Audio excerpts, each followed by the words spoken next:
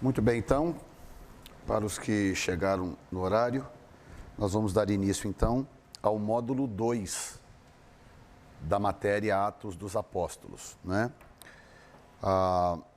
Nós vamos dar uma rápida passada no final da apostila anterior, porque a introdução ao livro de Atos requer muito tempo. Então, a primeira aula é sempre dedicada à introdução do livro, né, para entender um pouco melhor o livro panoramicamente. Sendo assim, nós não conseguimos ir muito longe em termos de olhar os capítulos do livro. Nós vamos só dar uma olhada geral agora e entrar já na apostila seguinte. Vamos orar. Obrigado, Pai, nesta noite, por mais esta oportunidade de estarmos juntos aqui na Filadélfia. Ó Deus, podendo estudar a Tua palavra com tempo, com disposição, investindo no nosso conhecimento, em busca de um relacionamento mais profícuo com o Senhor. Abençoe esses irmãos que persistem. Recompensa cada um deles, Pai. No dia da formatura, tudo isto terá valido a pena. Eu te louvo em nome de Jesus. Amém. Então, aula de número 1, de Atos dos Apóstolos, módulo 2. Bom, no módulo 1, nós fomos mais ou menos até o fim do capítulo 4. E nós vamos dar uma olhada panorâmica agora do capítulo 5 em diante. E eu vou até usar aqui a Bíblia para poder fazer uma coisa mais dinâmica. Ok, gente. Enquanto ele está tentando lá, eu vou pelo menos introduzir aqui o assunto, que o nosso tempo está passando. Se você pegar a primeira apostila, pega a primeira apostila, abre ela na página a tábua da matéria, essa página aqui, ó.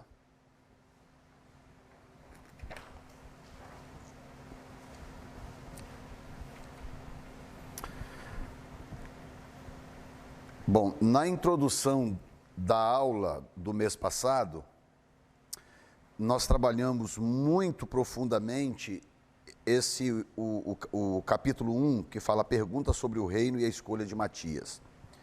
Número 2, o dia de Pentecostes e o sermão de Pedro. Então, o que acontece? O livro de Atos começa com uma pergunta altamente significativa para os judeus. Tá? Senhor, é nesse tempo que tu restaurarás o reino a Israel? Essa pergunta não veio do nada, assim, caiu das nuvens. Essa pergunta veio de uma cultura. Havia uma cultura em Israel de que o reino de Davi será restaurado, por causa da promessa que Deus fez a Davi. Por isso que o Messias era esperado da linhagem de Davi. Então, quando o livro começa, queria que você pensasse agora comigo. Quando o livro começa, basicamente, que para responder a essa pergunta, então nós estamos falando de um livro cujo conteúdo é a oferta do reino de Deus.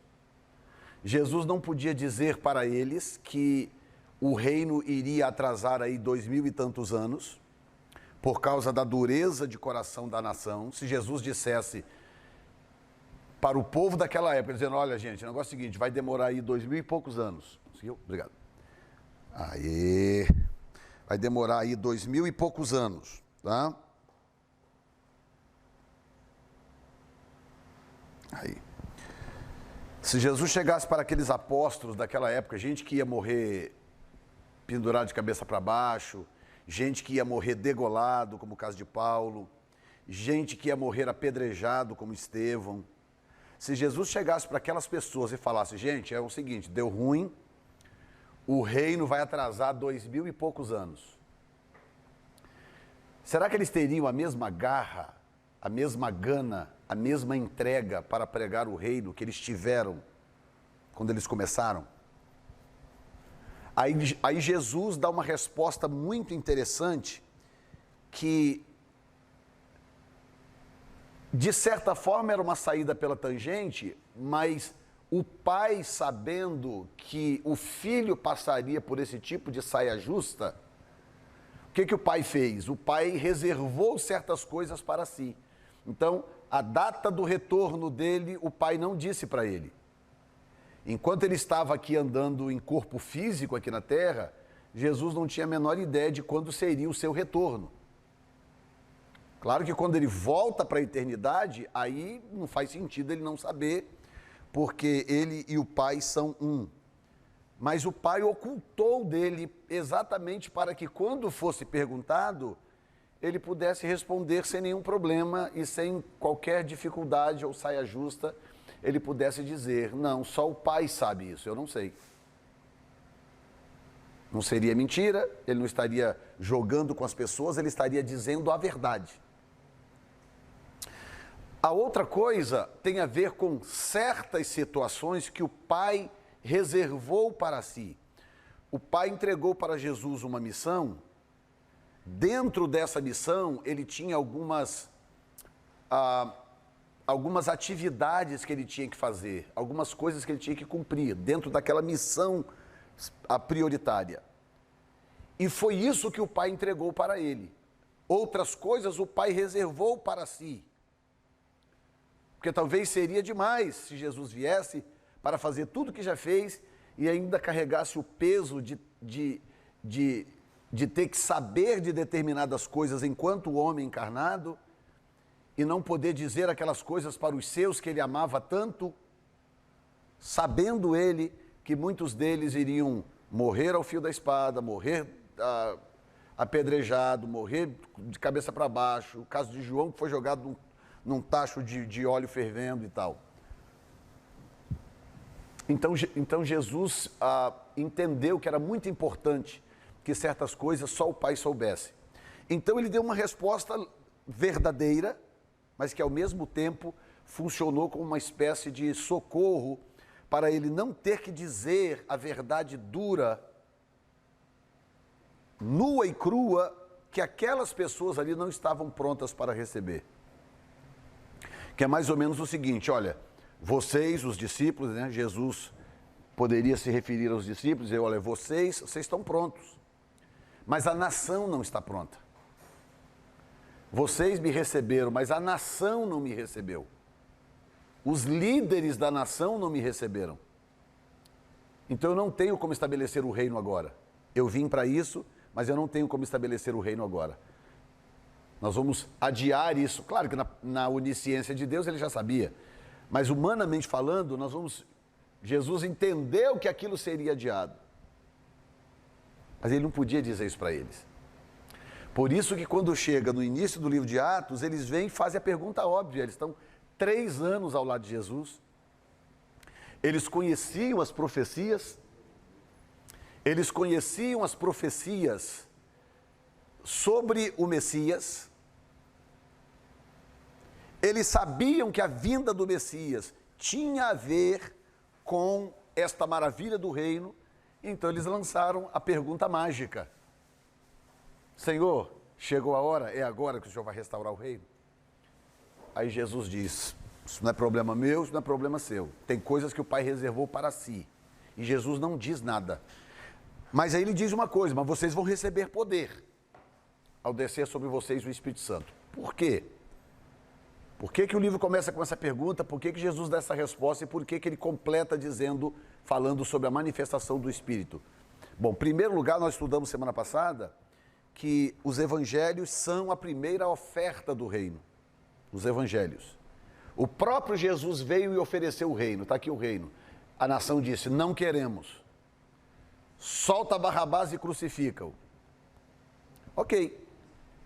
Ele morre, ressuscita, é assunto aos céus, capacita os seus e dizem, vão lá e preguem o reino. Preguem a verdade. Porque eram 13 apóstolos no total. Acho que eu até expliquei aqui por quê, né? 13, né? 13 apóstolos. 11 dos originais, depois Matias, depois Paulo. 13 apóstolos, tá? Desses 13 apóstolos, para vocês entenderem se pregar a mensagem do reino era algo sério para Deus ou what? Dos 13 apóstolos, 12 estavam comprometidos em pregar a mensagem do reino. 12 de 13. Onde eles iam, eles procuravam os judeus, eles pregavam aos judeus, e quando Jesus enviou esses apóstolos, primeiro os 12, depois os 70, Jesus fez questão de dizer, não entrem em vilas de samaritanos, porque os samaritanos, na verdade, eram gentios, eles eram misturados. Não entrem na vila dos samaritanos, vão diretamente aos filhos de Israel. Por quê? Era a oferta do reino, e a oferta do reino é para Israel. Israel é o filho do reino. Então, tudo isso que nós vimos semana passada ajuda a fazer sentido algumas outras coisas. Então, falamos sobre o reino, capítulo 2, o Pentecoste e o sermão de Pedro. No sermão de Pedro, você vê que Pedro, como que você sabe, talvez seja esperar demais que vocês respondam essa pergunta, mas eu vou fazer assim mesmo. Se alguém quiser arriscar, como que você sabe que Pedro, no dia do Pentecoste, ele estava pregando o evangelho do reino? Como que eu sei que aquele evangelho que Pedro estava pregando ali era o evangelho do reino? Aquela mensagem. Você tem alguma ideia? Você tem alguma sugestão? Falamos isso mês passado, mas eu sei que é difícil lembrar. Mas, da sua opinião, lá do seu coração, o que você acha que aconteceu ali em Atos 2, que pode sugerir que Pedro estava muito mais voltado para o evangelho do reino do que o evangelho de Paulo, que é o da graça?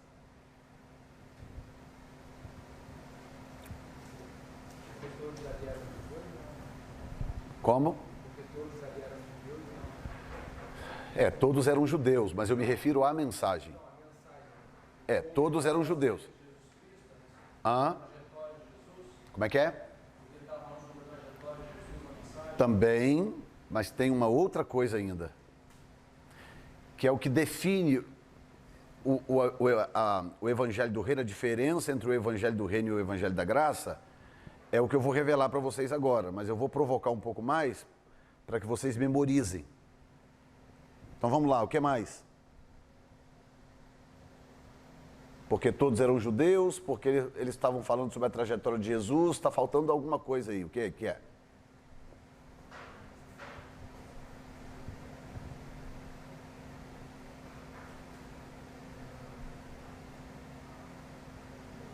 Então deixa eu perguntar dessa forma. O que torna o evangelho do reino e o que torna o evangelho da graça o evangelho da graça? Qual é a diferença fundamental entre os dois?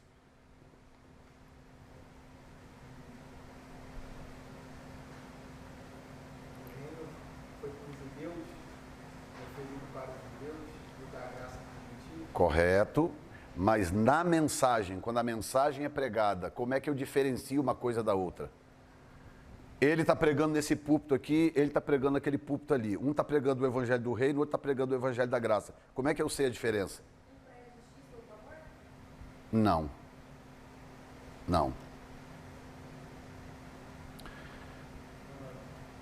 Então, não esqueçam nunca mais, tá? Porque eu falei disso mês passado.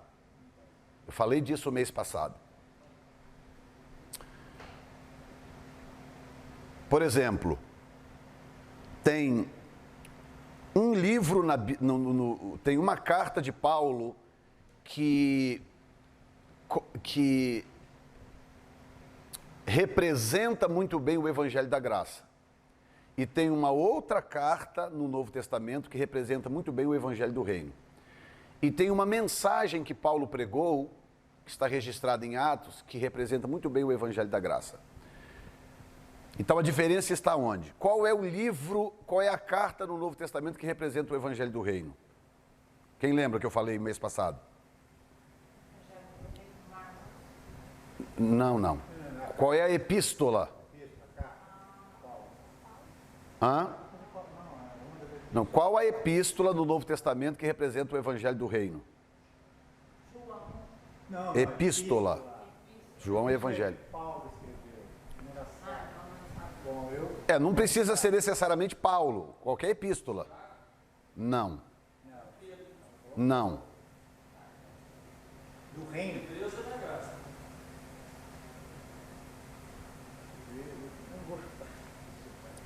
Vocês não estão anotando nada do que eu falo, né? Eu não estava aqui. Ela anotou, está escrito da rua. Eu disse o mês passado, se você quiser entender o Evangelho do Reino, leia a Epístola aos Hebreus.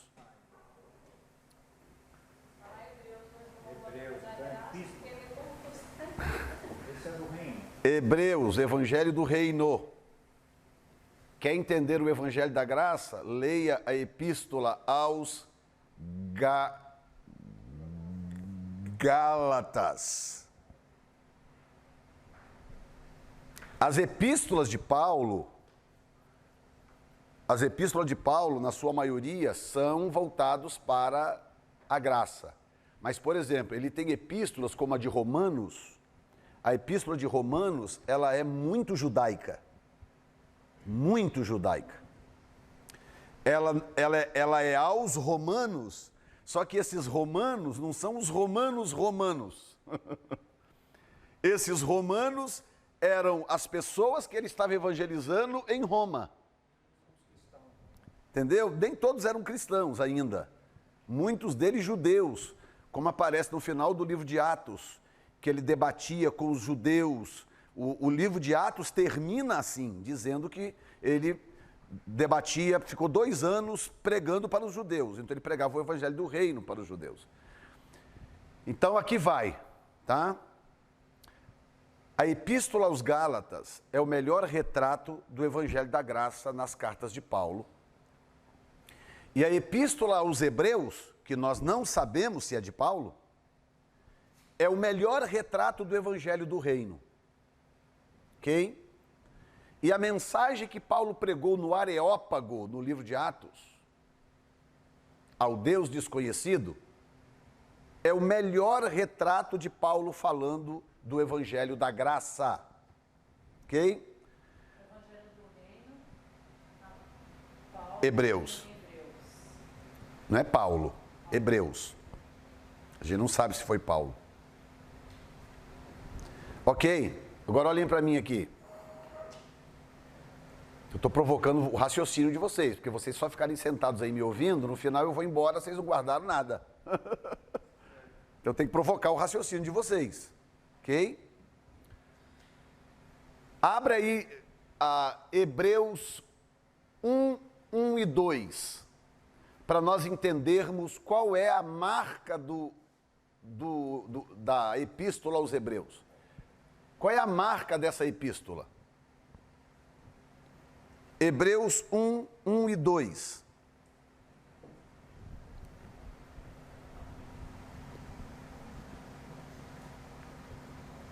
Versículos 1 e 2, né? Espera todo mundo abrir.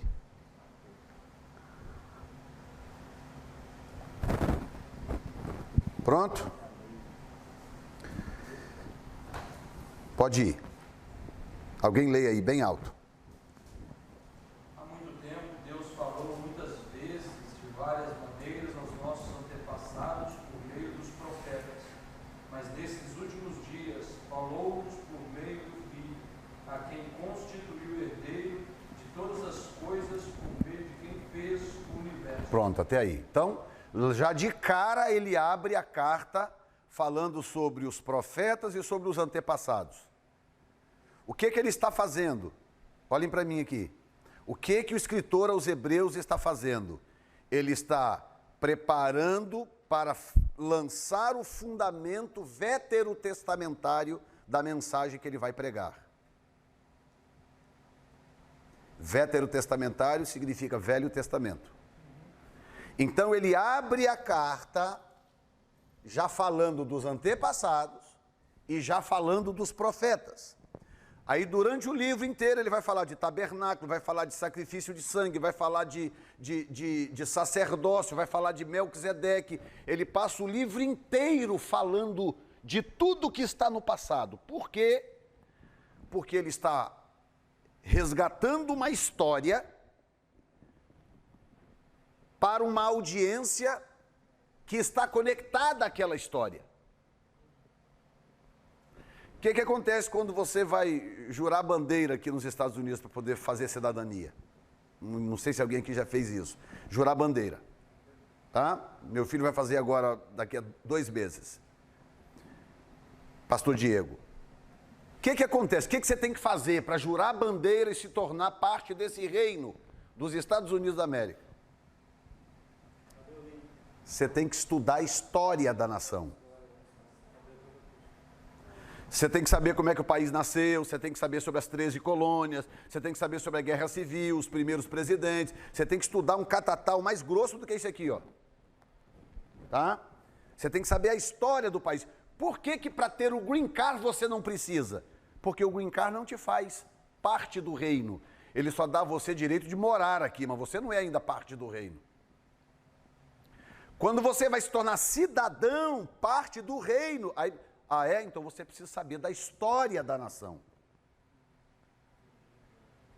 Então, Hebreus, quando o escritor aos Hebreus, seja lá quem ele for, ele tem em mente ele tem uma audiência em mente. Quem são aqueles para que ele está escrevendo? Hebreus, Epístola aos Hebreus.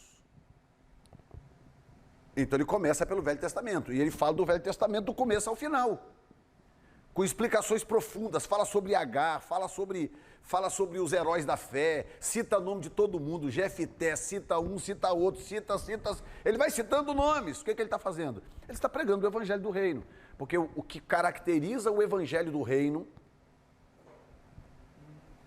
cadê, você vai anotar aí ou não? O que caracteriza o Evangelho do Reino é a carga histórica que ele traz do Velho Testamento.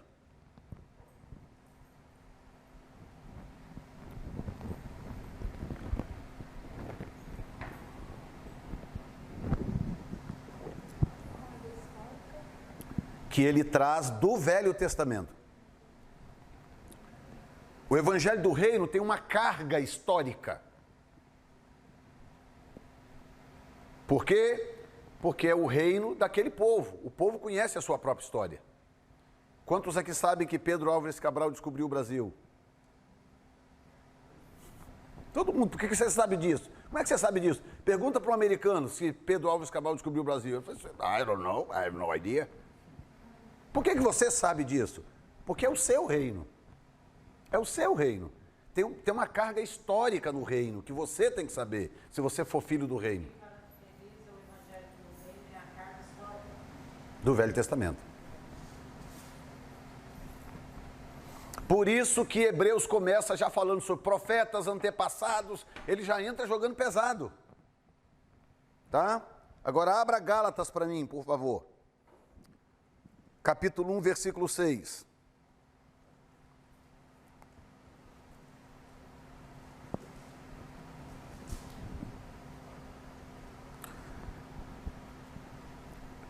Gálatas 1, 6 ao 8. Alguém lê para mim aí com voz de trovão. Admira-se que sejais passando tão depressa daquele que vos chamou na graça de Cristo para outro evangelho, o qual não é outro, senão que há alguns que vos perturbam e querem perverter o evangelho de Cristo.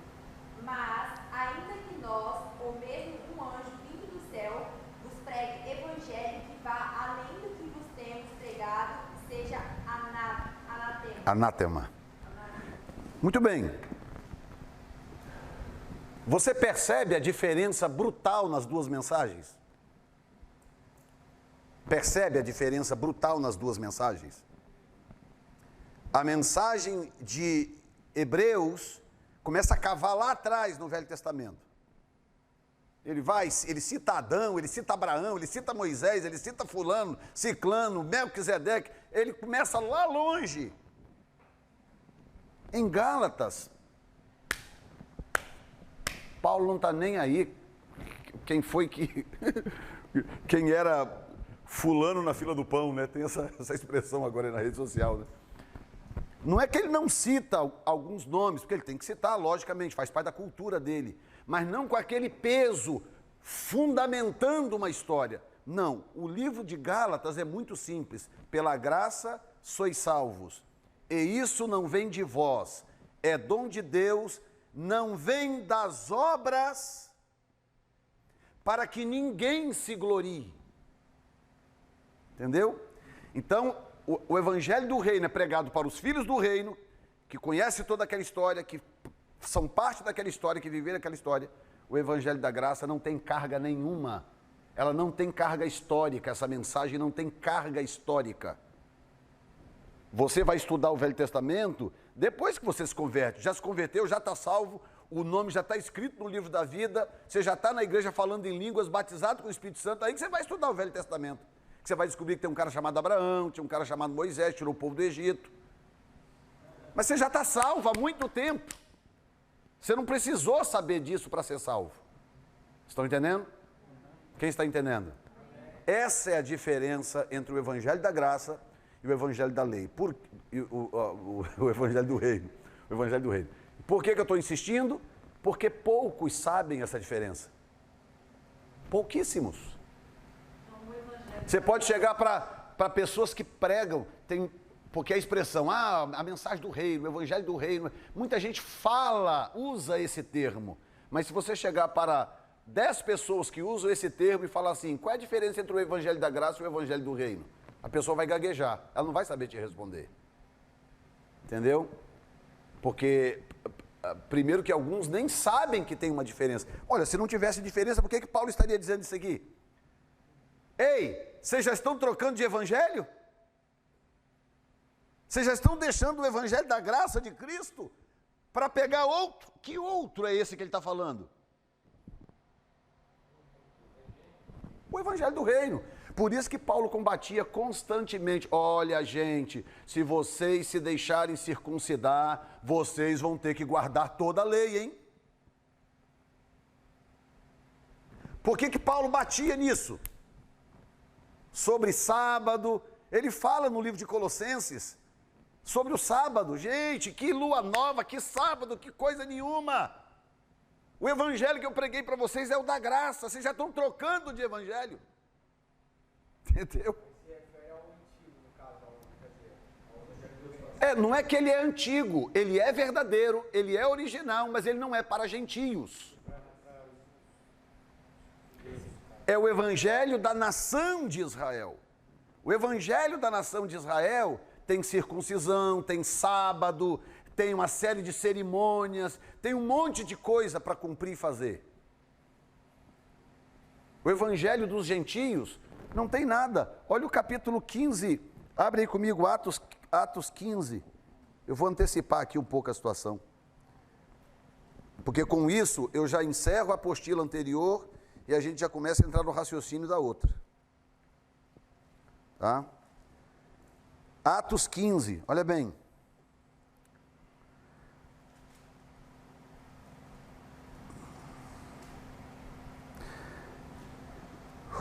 Jesus. Versículo 28.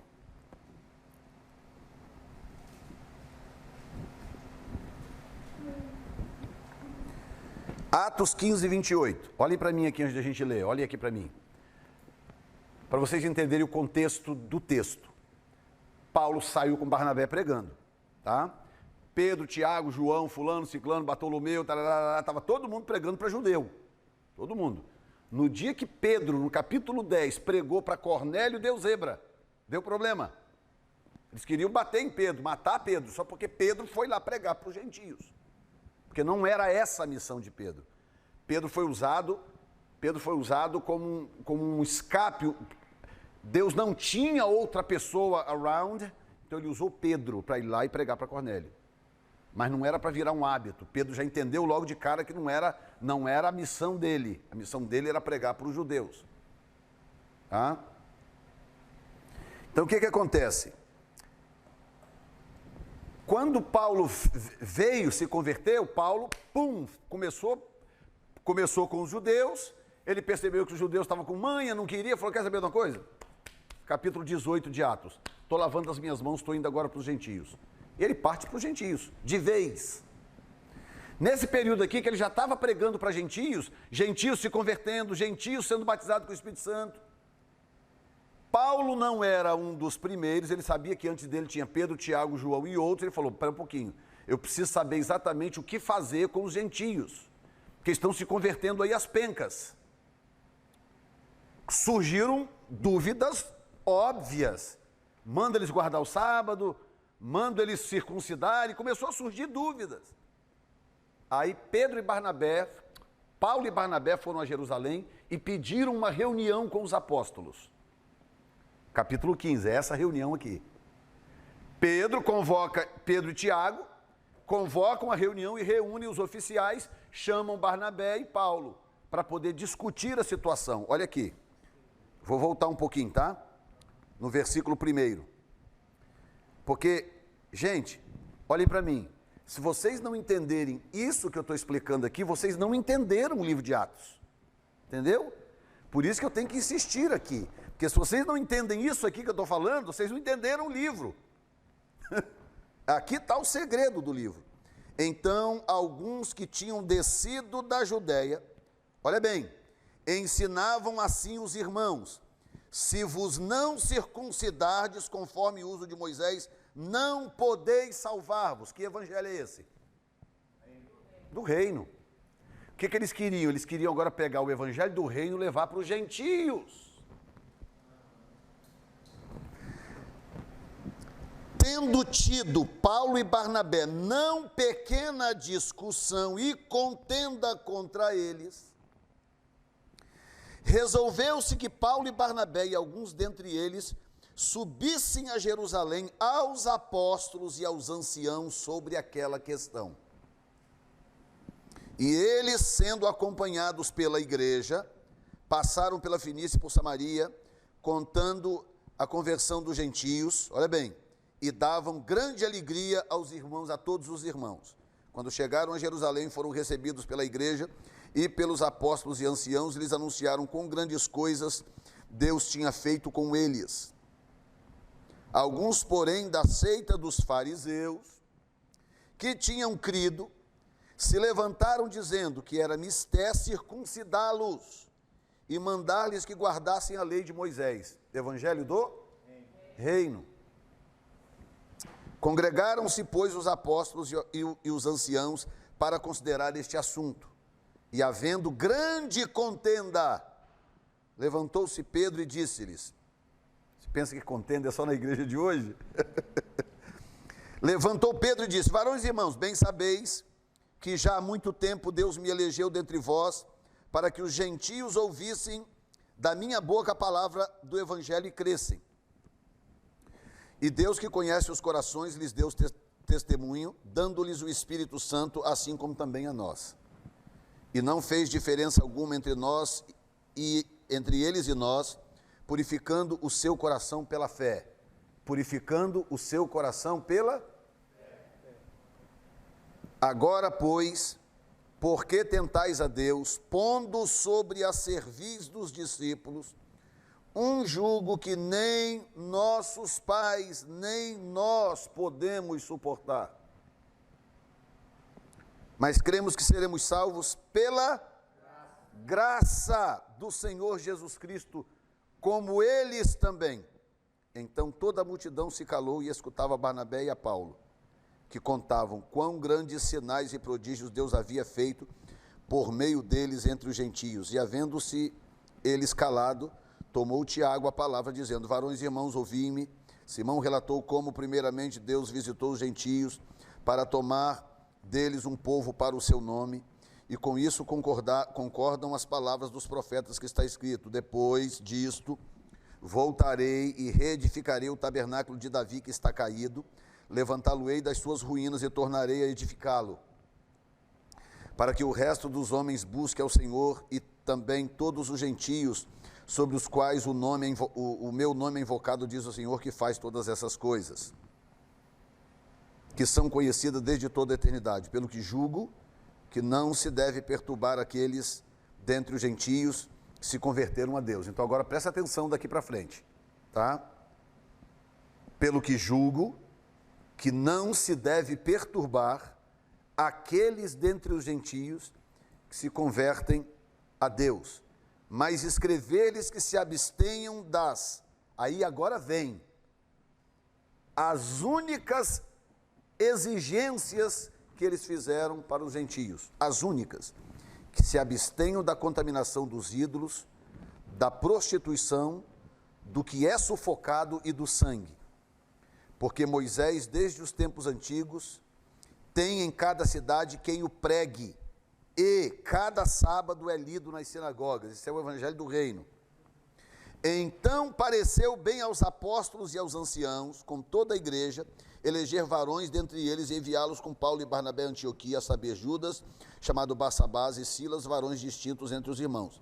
E por intermédio deles escreveram o seguinte: os apóstolos, os anciãos e os irmãos, aos irmãos dentre os gentios que estão em Antioquia, Síria, Cilícia, saúde, porquanto ouvimos que alguns que saíram dentre nós vos perturbam com palavras e transtornam a vossa alma, não lhes tendo nós dado mandamento, pareceu-nos bem reunidos concordemente, eleger alguns varões e enviá-los com os nossos amados Barnabé e Paulo, homens que já expuseram a vida pelo nome do nosso Senhor Jesus Cristo.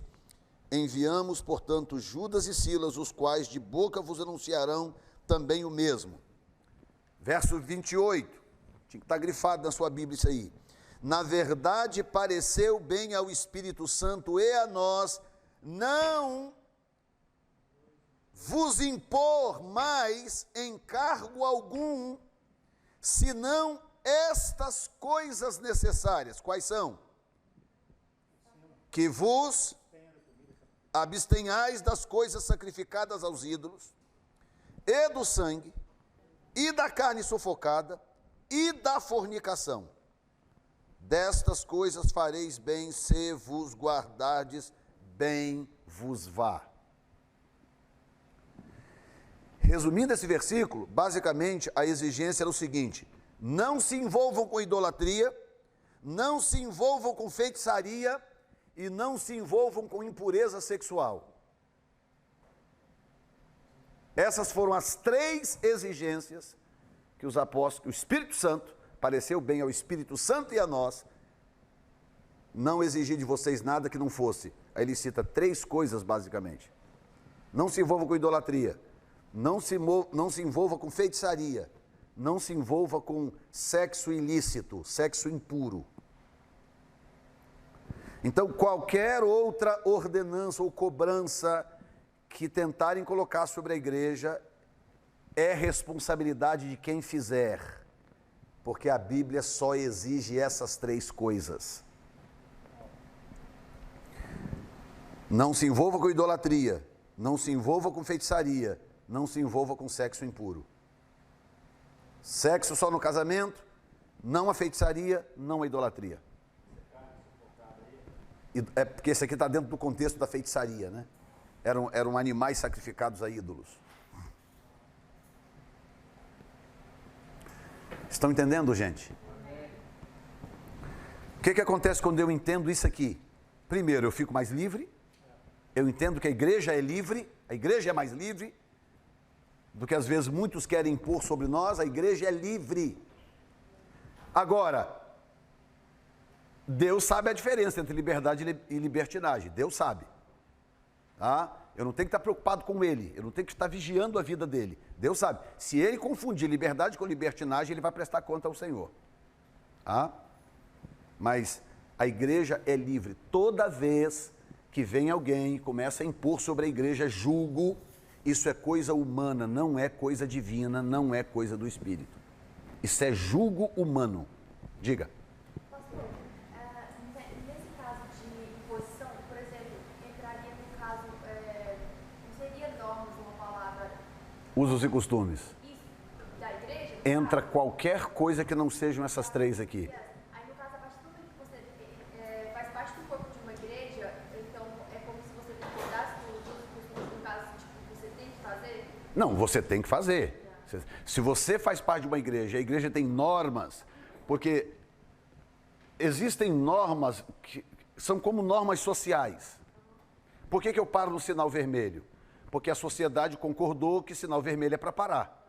Então a sociedade inteira concorda com isso.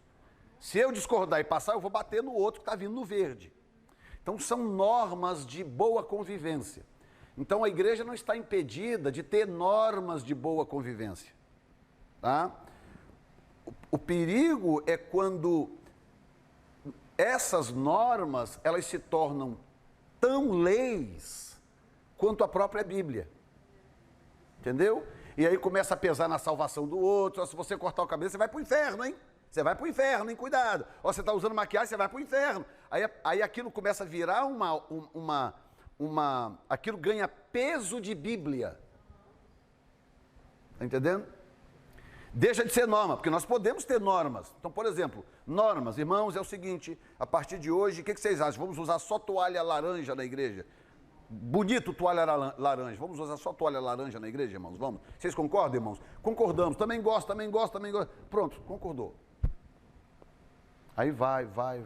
Daqui a 20 anos, chega alguém e fala, irmãos, não vai naquela igreja fulano de tal, que as toalhas lá são todas azuis. Se você visitar a igreja fulana, que tem toalha azul, você vai para o inferno, hein? Então, aquele acordo de cavalheiros, que são regras de convívio social, vão virando leis. Leis. Que passa a inferir na cabeça de alguns, na própria salvação do outro. As três são sacrifícios a ídolos. Idolatria, feitiçaria e sexo impuro.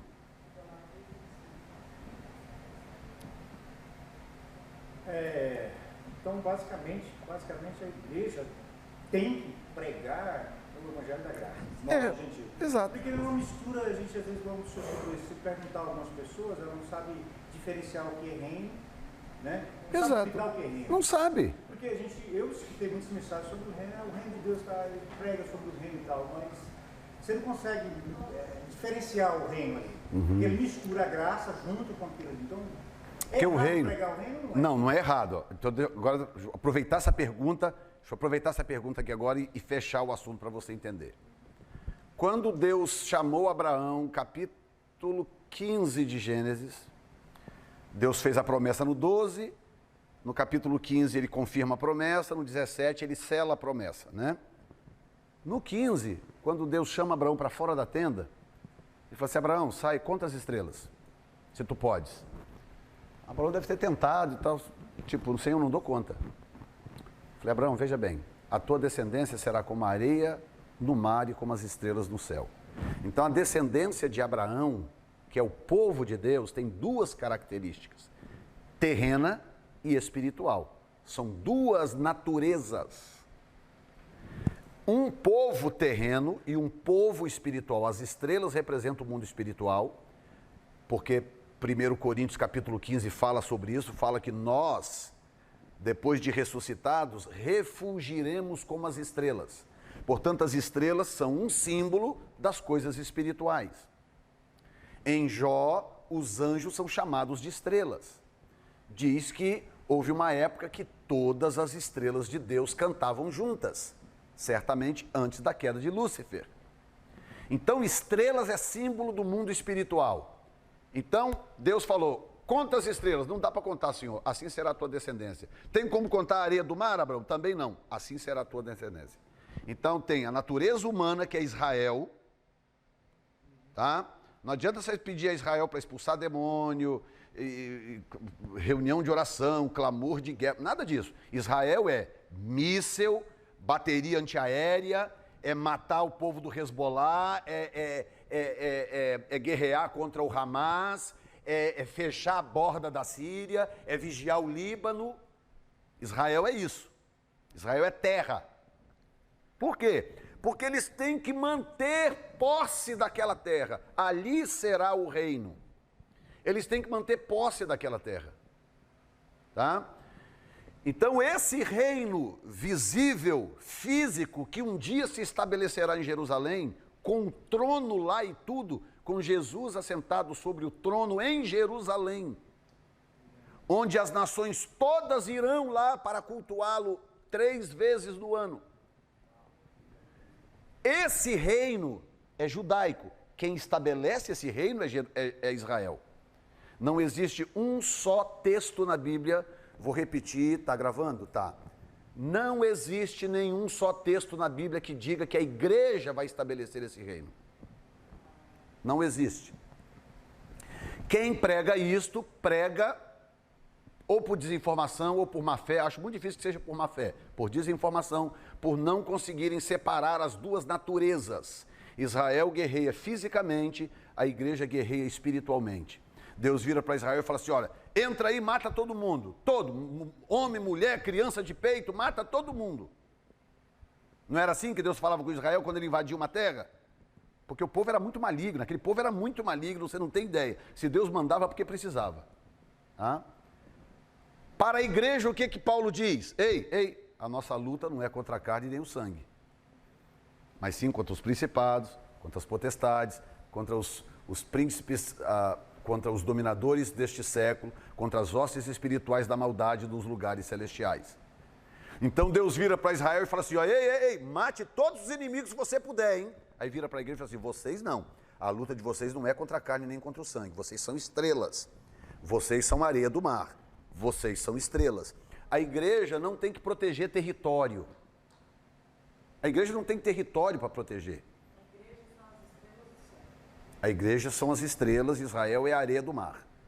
Ou seja, Israel é terra, a igreja é espiritual. Então, a igreja não é territorial. Você é brasileiro e está aqui nos Estados Unidos, e está aqui, tem uma igreja aqui. Então, o que nós estamos fazendo aqui? Nós estamos tentando derrubar o governo americano para tomar a terra, é isso que nós estamos tentando fazer? Sim ou não? A igreja não é territorial. A igreja não está aqui para tomar terra de ninguém. Tá? Essa função é de Israel. Agora, aqui vem, que é a revelação mais libertadora que eu conheço para a igreja, o que eu vou dizer agora para você. A Bíblia não diz, orai pela paz de Jerusalém? Diz para quem? Para nós. Orai pela paz de Jerusalém. Não é verdade? E no capítulo 11 de Romanos, Paulo diz claramente, olha, ei, não se ensoberbeçam, hein? Porque Deus cegou Israel temporariamente, eles continuam sendo primazia. Fiquem humildes. Então agora eu vou dar para você, talvez, uma das revelações mais libertadoras que eu conheço. A função da igreja é proteger Israel no mundo espiritual, para que Israel consiga manter aquela terra intacta até o dia que o reino for estabelecido ali. A função da igreja é orar para Proteger Israel em oração, no mundo espiritual. Por isso que a nossa luta não é contra a carne nem contra o sangue, mas sim contra principados, potestades, príncipe das trevas deste século, hostes espirituais da maldade, nos lugares celestiais. Deu uma libertada aí ou não?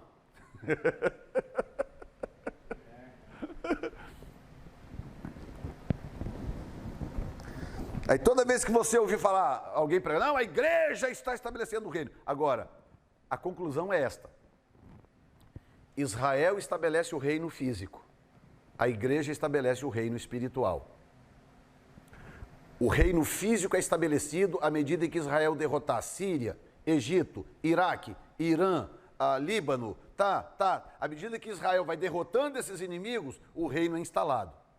O reino espiritual é instalado à medida em que a igreja vai derrotando os principados desses reinos. O território de Israel não é só Israel, as fronteiras? Não, o território de Israel é só Israel, mas todos em volta estão querendo tomar aquilo ali. É. Escuta isso, gente, que eu estou falando para vocês. Tá?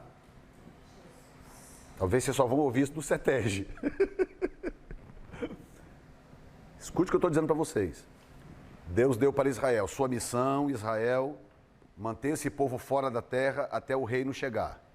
A sua missão, igreja, mantenha os principados que dominam as nações impotentes, presos e amarrados. Mantenha eles sob controle até que o reino se instale. Então a igreja é responsável pelo lado espiritual do reino, Israel é responsável pelo lado físico, material, visível do reino. Por isso que o reino vai ser em Jerusalém, não vai ser em Nova York, não vai ser em Londres, no Rio de Janeiro, Valadares, nada disso. A Tá mais para cima do que muito quente. O que vocês entenderam do que eu acabei de falar, gente? Please, talk.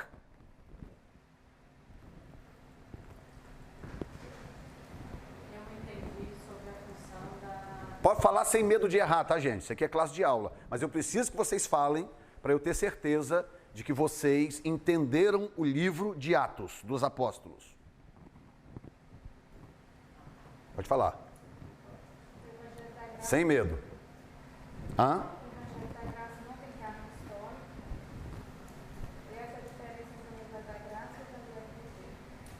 O Evangelho também tem uma série de coisas a seguir. O Evangelho da Graça não tem nada disso. E a missão de Pedro era pregar aos judeus, em Atos 15, Evangelho tem, Paulo e Bernabé, discutir a situação dos gentios. E nós, a igreja, o que nós temos que fazer é, sobre o Evangelho da Graça, sobre a fornicação, feitiçaria e idolatria são exigências colocadas sobre nós os gentios, que é o Evangelho da Graça. E Israel é a terra, né? Significaria do mar, e a igreja espiritual que guerreia contra as hostes espirituais, que dominam as nações, estão amarrados. Notou isso? Olha lá, o que você entendeu? Eu entendi que a diferença entre o Evangelho do Reino e o Evangelho da Graça. O Evangelho da Graça, ele não tem cargas igual ao Evangelho do Reino. O Evangelho do Reino, eles têm a circuncisão, tem vários requisitos a seguir. No Evangelho da Graça, não. Somente 3.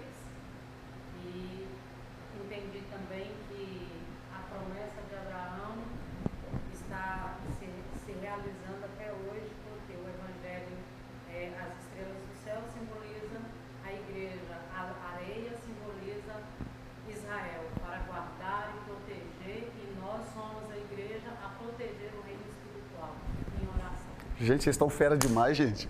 Estou muito orgulhoso de vocês, oi. O que mais? Como eu explicaria que as estrelas são a igreja, realmente, assim? De onde surgiria isso? Essa interpretação? Baseado no contexto, baseado na inferência textual. No contexto. Abra 1 Coríntios 15. 1 Coríntios 15. Deixa eu achar o versículo.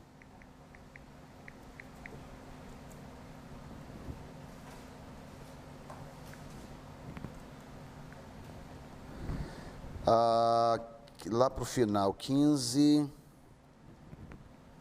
40. Ok, aqui. 40, do 40 para frente. 40 para frente. E há corpos celestes e corpos terrestres. Já disse tudo. Só aí já está dito tudo. Vamos voltar um pouquinho antes? Mas Deus, verso 38. Verso 37. E quando semeias, não semeias o corpo, que há de nascer, mas o simples grão, como de trigo ou de outra qualquer semente. Mas Deus dá-lhe o corpo como quer, e a cada semente, o seu próprio corpo. Presta atenção, olha aqui. Olha o que Paulo está dizendo. Deus dá a cada semente o seu próprio corpo. Cada semente tem direito ao seu próprio produto. É isso que Paulo está dizendo, para fazer sentido o que ele vai dizer mais na frente. Israel é uma semente, a igreja é outra semente. São duas sementes diferentes. Essas sementes têm que produzir fruto diferente.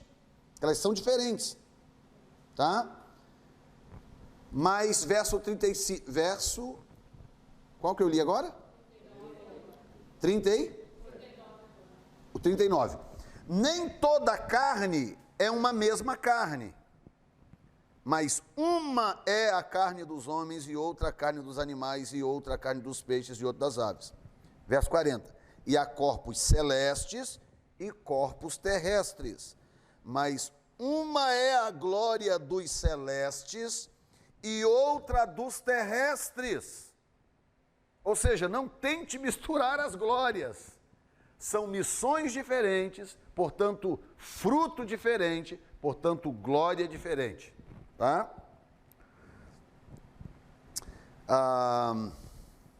41, né? Uma é a glória do sol, outra a glória da lua e outra a glória das estrelas. Porque uma estrela difere em glória de outra estrela. Então aqui, eu não vou nem entrar em detalhes, porque isso aqui é uma outra aula de mais 5 meses. Tá? Ele começa a mostrar o seguinte, o que acontece com a igreja. Por que os galardões serão diferentes? Quando chegarmos todos da eternidade, Billy Graham vai receber o dele, você vai receber o seu, ela vai receber o dela, ninguém vai receber o mesmo galardão, ninguém. Todo mundo vai receber galardão conforme a sua obra. Salvação é pela graça, galardão é pelas obras. Então o nível de glória que você vai exalar na eternidade tem a ver com a sua chamada, para início de conversa. A sua chamada é o quê? Judaica ou gentílica? De acordo com a sua chamada, você vai receber um nível de glória, tá? E dentre as estrelas, os níveis também variam. E aí ele cita aqui o sol, a lua. Para quem não sabe, o sol é símbolo de Deus. Por isso que a Bíblia chama ele de o sol da sol da justiça. Sol é símbolo de Deus, a lua é símbolo de Israel. Quando você olha para o cosmos, o símbolo de Israel é a lua. Por isso que o calendário judaico é lunar. Tá? Então ele fala, uma é a glória do sol, é a glória de Deus intocável, não dá nem para olhar para o sol. Outra é a glória da lua. E outra é a glória das estrelas. As estrelas simbolizam todo o universo espiritual. Simbolizam anjos, simbolizam os que são salvos para guerrear espiritualmente. Verso 42, assim também a ressurreição dos corpos.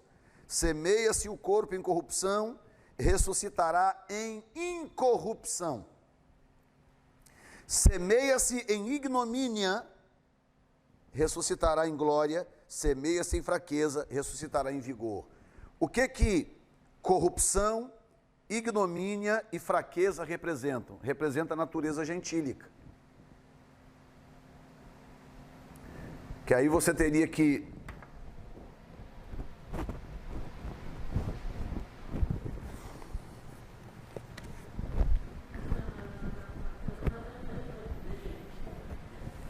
ler esse livro aqui e o próximo que está vindo, para você entender a natureza do trigo e a natureza da cevada.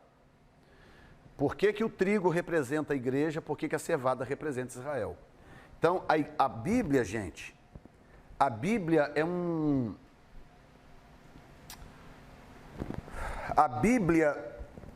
é uma engrenagem poderosíssima, onde todos os dentes se encaixam, todos. Não tem um dente sobrando, quebrou, caiu. Não, a Bíblia... É redundante dizer que a Bíblia é a coisa mais extraordinária que existe, mas imagine a Bíblia como uma grande engrenagem, com milhões, talvez bilhões de dentes, de conexões, todas elas se encaixam. É assim que ela faz sentido. Quando você pega partes individuais da Bíblia, pode fazer sentido? Pode, mas faz sentido parcial. O sentido todo está quando você vai conectando. E não para, e conecta de novo, e conecta de novo, e conecta de novo. Entendeu? Para você ter uma ideia, só esse assunto que eu estou falando com você aqui agora, se eu quiser ficar falando aqui por horas e horas, só conectando uma coisa na outra aqui, a gente vira a noite. Só esse assunto que nós estamos falando. Porque a Bíblia é assim, a Bíblia é muito fantástica. Então, quando você olha o mistério do trigo e da cevada, você vê Israel e a igreja. Por exemplo, a oferta de cevada não podia ter fermento. Símbolo de Israel, a nação pura, a nação criada por Deus. 50 dias depois, que era o Pentecoste, vinha a oferta do trigo. Tinha que ter fermento. Então parece que Deus é bipolar? Parece que Deus é meio esquizofrênico, meio bipolar? Uma hora ele fala uma coisa, outra hora fala outra. Uma hora ele vira para Sansão e fala, não corte o cabelo que eu vou te usar poderosamente. Aí ele vira para Paulo lá na frente e fala, raspa a cabeça que eu vou te usar poderosamente. Que coisa doida, entendeu? Então o que é? Deus é bipolar ou eu que não estou entendendo a jogada? Entendeu? Então, óbvio que sou eu que não estou entendendo a coisa toda. Por quê? Por causa dos limites, nem todo mundo estuda a Bíblia, nem todo mundo faz o que você está fazendo hoje. Entendeu? Então, quando você disser alguma dessas coisas que você está ouvindo aqui amanhã, o que acontece? Você tirou isso de onde? Aí você pode dizer, com certeza não foi dormindo nem assistindo novela na segunda e na terça, né?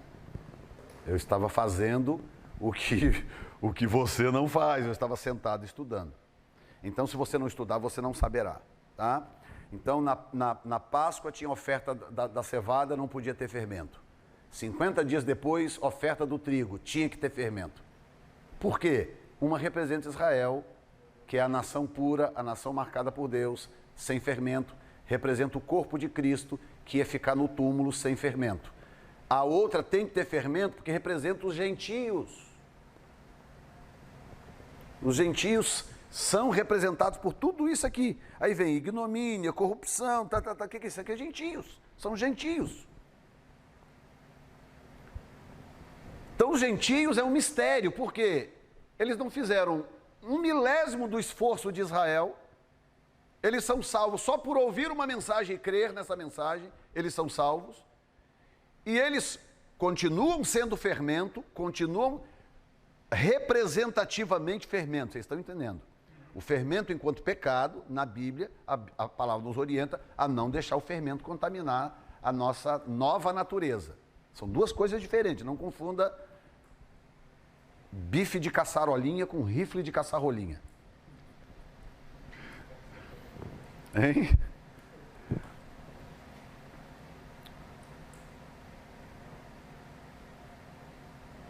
Então a Bíblia, quando faz essas comparações, que a gente chama de tipologia, ou analogia, ou metáforas, a Bíblia condensa tanta informação numa coisa só. Por exemplo, esse aqui é o segundo livro que eu já escrevi que gira em torno da questão da cevada, colheita ou cevada e trigo. Eu tenho um outro livro escrito antes desse, chamado A Lei da Primícia, a Lei das Primícias. Ele é mais grosso um pouquinho, mas ele é mais fino. É aquele tipo livro de bolso, né? Esse é o segundo, está saindo agora o terceiro, chamado O Padrão Profético das Primícias. 3 livros. Claro que eles apontam em direções diferentes, mas basicamente eles estão girando em cima de um princípio, que tem tanta coisa condensada ali naquela metáforazinha, que pode escrever 20, 30 livros, você nunca vai esgotar aquilo. Você nunca vai esgotar aquilo. Mas quando você entende pelo menos o raciocínio central, algumas coisas que você não pode misturar, porque vai te atrapalhar entender outras coisas depois. Por exemplo, Igreja e Israel são povos diferentes. Period. Se você tentar misturar os dois povos, você já se complicou para entender uma série de coisas na Bíblia. São 2 povos diferentes, 2 naturezas diferentes, 2 evangelhos diferentes. 2 mensagens diferentes. O âmago da mensagem é a mesma, Cristo, mas o approach, o caminho para chegar no objetivo final que é Cristo, são caminhos diferentes. Entendeu? Seria mais ou menos como eu falasse, olha, eu preciso de você amanhã no centro da Filadélfia, 350 Main Street. Só que você vai passar pela rota não sei o que lá. Eu preciso de você no mesmo endereço, só que você vai passar pela rota não sei aonde. Então, o que acontece quando chegarmos lá e encontrarmos no mesmo lugar? Chegamos no mesmo lugar? Chegamos, mas cada um tem uma história completamente diferente da outra. Chegaram no mesmo lugar, mas as experiências foram diferentes. Estão entendendo? Amém ou não? Amém. Pausa ali, que já tem um negocinho ali cheirando. A gente volta em seguida.